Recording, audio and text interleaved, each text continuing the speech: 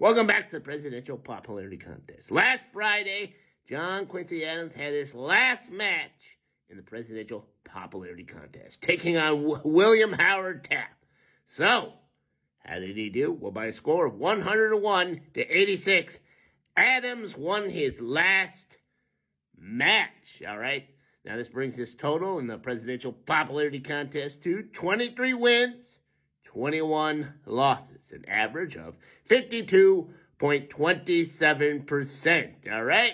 So we're going to put them up here on the wall with all of the other retired players, yeah? That's the end for John Quincy Adams here in the Presidential Popularity Contest.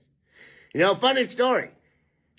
I was in Washington, in the Capitol building, when old John Q Ball there died.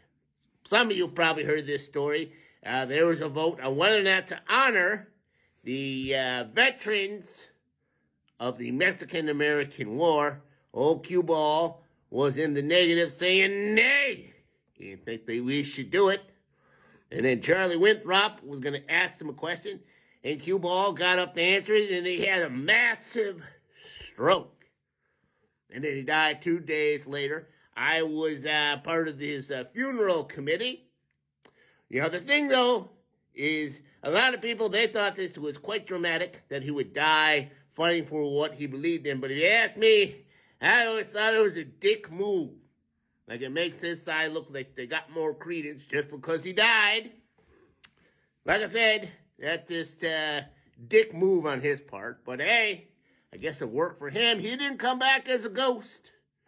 For those of you who don't know, Washington, D.C. is a big ghost area. And if you die in Washington, D.C., you got like a 1 in 8 chance of coming back as a ghost. If you got some unfulfilled business like me, I didn't see the end of the play. That's why I'm still around. But old Q Ball, I guess he had all his affairs in order, and he decided to take one last stance against the Mexican-American War. And that's why he's not around, but I'm still here. Okay, be back tomorrow with more matches.